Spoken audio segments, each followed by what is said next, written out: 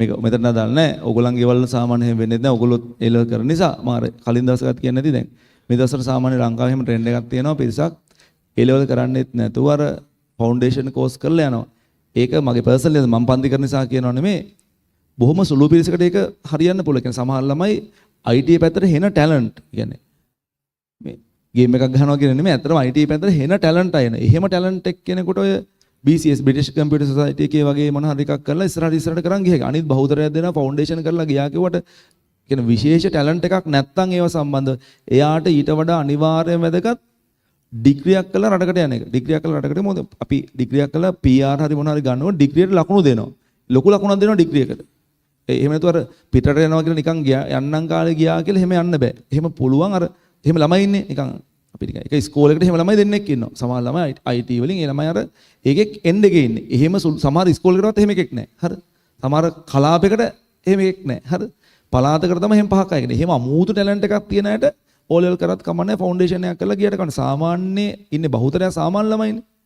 ඒ ළමයින්ට ඇත්තටම ෆස්ට් ඩිග්‍රියක් කරගෙන යන එක ඊට වඩා මාර වටන යට PR එක ගන්නකොට දැන් ඔය ගොඩක් මම එකක් අතන ඕගොල්ලන්ගෙත් ඔය අහලා පාද ඕගොල්ලන් ඇත්තටම අපි වාව ගණන් ගන්න විතර වාට වල පැත්තේ පොඩි හරි වටිනාකමක් ඇතිනේ හරි ටිකක් මැත්ස් කරන්නේ යම් දෙයක් හිතනවා දකිනවා කියලා එහෙම ඇති නේද හරි ඒතර වාගෙන් සමහර අය අහනවා ඇතිනේ නංගිලා මල්ලා අහන්න පුළුවන් මේ අංකල් මොකද කියලා අහනවා ඇතිනේ වාගේ අපි මොකද්ද කළ යුත්තේ හරිද කියලා අහනකොට ඔයා මොනවාද ඇඩ්වයිස් දෙන්න එපා ඔයත් මොනවාද දැනගෙන ඉන්න එපා හරිද ඔයත් ඌටයි ඒක ලොකු වෙනසක් නැහැ නේ ඔයා සාවුවතර ඔයා දන්න දෙයක් උතේ නැතුවේ තියෙන්නේ එතකොට මොනවාද ටික ගැම්මට කියන්න හරිද ඇඟට අරන් ඉතර අරන් අර වගේ රංගපාලා කියන්න මේ ඔයා කියද්දි ඇත්තට මේ ෆවුන්ඩේෂන් එකක් කියන එක හරියන්නේ මගේ පර්සනලි අදහස මේ මම පන්තිසාල ළමයාව මේ එල්ලවල ගෙන්න ගන්න කියන අදහසින් නෙමෙයි කියන්නේ එහෙම කොහොමත් කියන්නේ මැත්ස් කරන්න එන්න ළමයානේ පිළඟට එන්න ඕනේ හරිද එතකොට මැත්ස් කරන්න ඉන්න ළමයා මේ කොහොම පිළඟට එනව නෙමෙයිනේ කරන්නේ එතකොට ඇත්තටම මේ එහෙම අර විශේෂ ටැලන්ට් එකක් තියෙන ළමයෙකුට ඒක නරක නෑ හැබැයි මම හිතන්නේ එහෙම ළමයි ඉන්නේ හරි පොඩ්ඩයි එහෙම කරොත් අවුරුදු 20 21 වෙද්දි ඩිග්‍රියක් ඉවර කරගෙන ගියා කිය. අටක් ගාලා ඉවර කරගත්තා අර ඩිප්ලෝමා ටික අර ස්කිප් කරලා පන්න යන්න පුළුවන් නේ. ඒ කියන්නේ අපි පන්න නිකන්නේ හරිද? එහෙම අපිට එක්සෑම්ස් පන්න යන්න බෑනේ. අර එහෙම පන්න යන්න පුළුවන් නම් මොකක් හරි එක අවුරුද්දක් මිස් කරලා ග්‍රේඩ් 6 එනවා 8 යනවා. 8 වලින් පස්සේ 10 යනවා. 10 වලින් පස්සේ O level එක ලියනවා 10 වලින්. අන්න එහෙම පන්න යන්න ටැලන්ට් එක වගේ තියන අයට පුළුවන්. අර එහෙම නැති ගොඩාක් අයට මේ ඒ අර ෆවුන්ඩේෂන් එක දැන් එහෙම ට්‍රෙන්ඩ් එකක් තියෙනවා. කියනවා ආට අදාළ නැති වෙන්න පුළුවන්. දන්න ළමයි කරේ ට්‍රෙන්ඩ් එක ගැලපෙන්නේ හරි සීමිත පිරිසට විතරයි ගැලපෙන්නේ. ගොඩක් අය දන්නේ අපි සාමාන්‍යයි කියලා. ගොඩක් අය හිතනවා අපි වෙන අමුතු විශේෂයි කියලා. හරිද? අර ගොඩක් අයට දන්නේ මම සාමාන්‍ය කෙනෙක්. මම සාමාන්‍යයි. එතකොට සාමාන්‍ය ඉගෙන ගන්න පුළුවන්කමක් තිබුණා. එච්චරයි. ඒක නිසා ඒක මේ අමුතු මේ ලෝකේ කතාවේ තරම් දෙයක් නෙමෙයි. හරිද? එතකොට අපි මහන්සි වෙලා තමයි අපි මේ පාත් යන ඩිග්‍රී එකට ඇත්තටම ලොකු වැලියු එකක් තියෙනවා මේ PR පාත් එක හදාගන්න. නැතුව අර ළමයා ගියාම ඒ කෝස් එක දැන් අර ඉගෙන ගන්න බැරි ළමයෙකුට ඔය චෙෆ් කෝස් එකක් කරලා එහෙම යන එක වෙනම කතාවක්. හොටෙල් පැත්තකට එහෙම යන එක වෙනම කතාවක් නේද? ඉගෙනීමකින් යන්න වගේ ටිකක් හැකියාවක් තියෙන ළමෙක් ඉගෙනීමක් බලාගෙන මේ වගේ එක්සෙකියුටිව් පැත්තට යන බලාපොරොත්තු වෙනකොට මේ ඩිග්‍රියක් කරලා යන එක මාර වටනවා මෙයාට ඉස්සරහට යන්න. හරිද? ඊයේ ළමෙක් ආවා ඒක මේ කියන්නේ දුන්නේ වෙන එකක්. ඔයාලට අදහසක් ගන්න කියන්නේ ඊයේ ළමෙක් මට කතා කරලා යන්න ආවා මේ ඉස්කෝලේ කොළඹ විශාඛගේ ළමයි 2016 17 වගේ පන්තිවල හිටපු ළමයි. පස්සේ ළමයා මොල්ටු ඉංජිනේරින් ගිහිල්ලා කෙමිකල් ඉංජිනේරින් පාස් අවුට් වෙච්ච ළමයි. මේක ඉන්න බහුතරයක් දෙනාට ඒ ළමයා සාමාන්‍ය හොඳ උදාහරණයක්. මොකද ඒ ළමයා මගේ පන්තියේ පළවෙනි දෙවෙනි තුන්වෙනි නෙමෙයි. පන්තියේ තෑග්ගක්වත් අරගෙන නැහැ. රිසර්ච් ආපුවා මේ තුනක් හරි ඒ දෙකයි B එකකින් හරි ගියේ නිසා මම ළමයව දන්නවා මිසක් අර තෑග්ගක් වගේ මොකුත් අරගත්ත ළමෙක් නෙමෙයි. සාමාන්‍ය මැද ළමයි. පන්ති 25ට හරි 50ට හරි 100ට හරි ඉන්නේ නැති මම කියන්නේ මම අර 1 2 3 කියලා ස්ටේජ් එකට ඇවිල්ලා තෑග්ගක් ගත්ත ළමයි නෙමෙයි. හැබැයි ඒ ළමයාගේ පැත්තෙන් ගත්තොත් ඒ ළමයා මොටර් ඉංජිනේරින් ෆැකල්ටි ගිහිල්ලා සමහර ගොඩක් ඉහළ ලකුණු යන්නේ ඉලෙක්ට්‍රොනික්ස් වගේ ඒවා නෙමෙයි නෙමෙයි ළමයා කෙමිකල් තමයි ගිහිල්ලා තියෙන්නේ. ඊට පස්සේ දැන් ඩිග්‍රී ඉවර කරලා දැන් ඇසිස්ටන්ට් ලෙක්චරර් කෙනෙක් කියන්නේ සමහර කැම්පස් බලන ඩෙමොන්ස්ට්‍රේටර් කෙනෙක් විතර වැඩ කරනවා දැන්. ඕගස්ට් වල මේ අගෝස්තු මාසයේ PhD එකට ඇමරිකා යනවා කියලා කිව්වා. මම ඒතර අර හැම වෙලාවෙම ඔගොල්ලෝ PhD එකට යන කාලයක් ගැන කිව්වත් මම ඒක සාමාන්‍ය අහනවා. එතකොට මම ඒතර සාමාන්‍ය වට කීයක් වගේ ඔෆර් එකක් එනවද? එයාගේ PhD එකට ඇමරිකා යන්නේ මේ අවුරුදු 5ක PhD එකට. අර සමහර මම කලිනුත් කියලා ඇති දැන් PhD අවුරුදු 3ේම 5ේම තියෙනවා. සාමාන්‍යයෙන් අපි PhD එක කළා රස්සාවකට යනවා. කියන්නේ ඉන්ඩස්ට්‍රි එකට නම් යන්නේ අවුරුදු 3ක PhD එකක් කරගත්තාම හොඳටම ඇති. ඉන්ඩස්ට්‍රි එකට යන්න ඇති.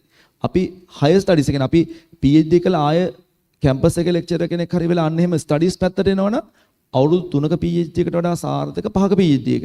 ඒ ළමයා 5ක PhD එකක් තමයි කරනවා. එයාගේ ටාගට් එක අය ලංකාවේ ලෙක්චරර් කෙනෙකුද මෙහෙට එන්න. ඉතින් අවුරුදු 5ක PhD එකක් තමයි කරන්නේ. මම හෙව්වා මේ ඔයාට සාමාන්‍යයෙන් කොච්චරක් වගේද ඔයාට හම්බෙන ස්කෝල් එක කියලා.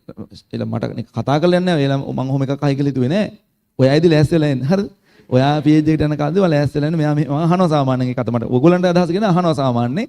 මම එයන් හෙව්වා එයා එකපාරට ගණන් යට මතක් කරලා යවුවා මම මට මේ ලිවිං වලට කන බොන නවතෙන් ඒවට මට අදාළව හම්බෙන්නේ 2000 ගාණක් කියලා කිව්වා 2500ක් හරි කීයක් හරි කියලා කිව්වා ඊට පස්සේ ටියුෂන් ෆී එක විතර යුනිවර්සිටි ඩිග්‍රී කරගෙන මාසෙකට US ඩොලර්ස් 3500ක් විතර ඒතර අපි දෙන ගණන් හරි 5900 ගාණක් වගේ තමයි එන්නේ අපි දල වශයෙන් 6000ක් කියලා හිතන්නකෝ මේක මාසෙකට US ඩොලර්ස් 6000ක් ඇමරිකන් රජය එයා වෙන එක මාසෙකට වියදම් කරනවා ඒතකොට එයාට අවුරුද්දකට ඔච්චරක් වියදම් කරනවා හරිද ඊටසේ අවුරුදු 5ක් නේ යාගේ ඩිග්‍රිය ඔච්චරක් වියදම් කරනවා එකපාරට හදා ගන්න බෑනේ. එහෙනම් මම එහෙම අවස්ථාවක් ලක් කරන්නේ නැහැ. හරිද? ඒතර මම මේක නිකන් ඩොලර් එකක් දැන් කීයද? සමන කීයද? මම දන්නේ නැහැ. ඉස්ස 300 ගණන් හැදලා නායකතුමා කිව්වා නඩු කරනවා කියලා. හරිද? 2048 රට සංවර්ධනය කරන සැලැස්මේ එක අංගයක් විදිහට ඩොලර් එක අඩු කරන් ආවනේ. ඒතර දැන් මම දන්නේ නැහැ අපි 300 විතර කිව්වොත් 300ට වැඩිනේ. හරිද? 330ක් හරි කීයක් හරිද මම දන්නේ නැහැ. බිස්නස් කරන ෂෙයා මාකට් එකේ ඉන්නේ දන්නවා. හරිද? සමහර පොඩි පොඩි බිස්නස් කරන අය ඉන්නවා ඒ වන්තේ. ඒගොල්ලෝ දන්නවා. අපි දන්නේ නැහැ ඒගොල්ලෝ. විකරණ දේවල් අපිට නැහැ. හරිද? කොහොමයි? අපි 12යි 5යි. එකපාරට වැඩි කරගන්න කරදර නිසා මම ඔය අපහසුතාවක් ලක් කරන්නේ. මම ඔයාලා ලේසි 6 වරක් තුන 18යිනේ. 18 කරදරයිනේ 18න් වැඩි කරන්න බෑ අපිට. අපි එක 20යි කියලා දානවා. හරිද? 20යි කියලා දාලා 12 × 5 60යි. එතකොට ඕක නිකන් හදලා බැලුවොත් එහෙම බලන්න සාමාන්‍යයෙන් මම 18 20 දැම්මේ එතකොට 6 වරක් 2 12යිනේ මෙතන ඉන්නේ කෝටි 12ක් යාට වියදම් කරනවා. සාමාන්‍යයෙන් 18 වරක් දැම්මොත් සාමාන්‍ය 160ක්. ඒ කියන්නේ කෝටි 10 ලක්ෂ 80ක් විතර වියදම් කරනවා. කියන්නේ මිලියන 108ක් 110. සාමාන්‍ය යාගේ ගණන් හැදුවොත් ඇමරිකානු රජය එයා වෙනුවෙන් වියදම් කරනවා කෝටි 10ක් 12ක් අතර ගාණක්. ඇමරිකානු රජය වියදම් කරන්නේ ඇත්තටම 10 ගාණක් අර. ඔයාලට ගණන් හදා ගන්න බැරි නිසා ඇමරිකානු රජය ඔයාට විශේෂයෙන් ස්පෙෂල් මේ රිලීෆ් එකක් විශේෂ හානියක් දෙන්න කියලා කිව්වා මේක 20ෙන් දාලා වැඩි කරන්න කියලා කිව්වා. ඒ කියපුවාම ආවා කෝටි 12ක් විදියට. ඇමරිකානු රජය ඒක විශේෂයෙන් එව්වා මේ නෝටිස් එකේ මේ ළමයින්ට ගණන් හදා ගන්න බෑ. 18 වරක් වැඩි කරන කරදරයි. ඒ නිසා 20 වරක් වැඩි කරන්න දෙන්න. ඒකත් වැඩි කරන්න බැහැ. ඔයා උදව් කරන්න කියලා මට දැනුවත් කරා. මම උදව් කළා 12කට හැදුවා. ඊට චුට්ටක් මෙහා සාමාන්‍ය කෝටි 10 ගානක වගේ ඔෆර් එකක්. බලන්න ඉතින් සාමාන්‍ය මිනිස්සු PR එක ගන්න රටකට යන්න දඟලනවා. හරිද? PR එකක් ගන්න ඒ වගේ රටක කොච්චර වියදමක් කරන්න ඕනද? කොච්චර රිස්ක් එකක් තියෙනවද? ඒ කියන්නේ PR එකක් ගත්තත් සමහර තැනකදී ඒ දේ එහෙම යන්න බෑ. සමහර එහෙම ගැන කිසිම දෙයක් දන්නෙත් නැහැ. හරිද? එහෙම දෙයක් දන්නෙත් නැහැ. හැබැයි මේ ළමයාව ඇමරිකානු රජයේ කෝටි 10ක් 12ක් අපේ ලංකාව මුදලින් ඒගොල්ලෝ වියදම් කරලා අරගෙන යාව එයාට PR එක ගන්න එක නැති.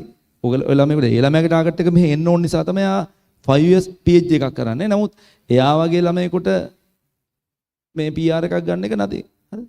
සහ ඒ ළමයා මට කියන්න උවමනා වෙච්ච දේ පට්ටම් රයිට් ළමයෙකුත් නෙවෙයි සාමාන්‍ය ළමයෙක්. ඒ ළමයාගේ මහන්සියක් ඇතුලේ වැඩ කළා A2යි B එකක් හරි A3ක් හරි තියෙන්නේ රිසල්ට්. නමුත් අර පන්ති එක 3 වෙනියේ 5 වෙනියේ 10 වෙනියේ කියන රෑන්ක් කරලා ගිය ළමෙන් නෙමෙයි. කලම දිස්ත්‍රික් රෑන්ක් 205 හරි 180 හරි ඔහම මැද මට්ටමේ රෑන්ක් එකක් එක්ක ගිය ළමෙක්. අවස්ථාව කියන එක තියෙනවා ඉතින්. හරිද? අවස්ථාව ගන්න අපි දැනගෙන ඉන්න ඕනේ. හරිද? අවස්ථාව ගන්න මොකද කරන්නේ? යාළුවත් එක්ක කතා කරලා තමයි ඉන්න ඕනේ. හරිද? යාළුවෝ අවස්ථාව දෙනවා. හරිද? යාළුවෝ වැඩන්නේ. හරිද? පොරට මාර කන්ටැක්ට්ස් තියෙන්නේ. හරිද? කවුද? ඇමරිකාවේ ජනාධිපති ඒ ඔක්කොම කන්ටැක්ට්ස් තියෙන ඩුක් ගාලා කෝල් එකක් දුන්නා. කෝටි 10 යාළුවට දෙන්න. මගේ යාළුවෝ 10 ගාණක් දෙනවා. මිනිහට ගණන් හදා ගන්නවා 12ක් දෙන්න. තව යාළුවෙක් කියනවා මිනිහට දෙකක් දෙන්න. හරිද? මිනිහට කොහොමද ඉගෙන ගන්න බෑ. මිනිහා වෙන මොකද බිස්නස් එකක් කරේ එයාට කෝටි දෙකක් දෙන්න. හරි. මේ කතාවට අපි දැන් මේක පොඩි පියවරක් විදිහට දාගමු. අපේ කතාව සාමාන්‍ය පොඩි අදහසක් කතා කරේ උතන හංගෙන්න වෙන කතාවක. ඇත්තටම අයිඩියක් ගන්න පුළුවන් අයිඩියක් ගන්න නැහැ. හරිද? එම හීනයක් තියාගන්න පිටට කියන්න ඕනේ මට හීනයක් තියෙනවා. අපි දකින්න හීන ඔක්කොම එළියට අවිලා කියන්නේ නැහැ නේ. හරි. ඔයාගේ හිතේ තියාගන්න මෙන්න මෙහෙම දෙයක් මේ මිනිස්සයා කිව්වා දැන් සාමාන්‍ය ළමයි කියන කියලා මෙහෙම ඔෆර් එකක් කෝටි 10ක් හම්බුණා නම් අපිටත් බැරි නැහැ කියන එක ඔයා හිතට ගත්තාම ඇති පිටට කිය ඉන්න ඕනේ නැහැ. ඔයාට ඒක අදහසක් ගන්නයි මං කිව්වේ. හරි.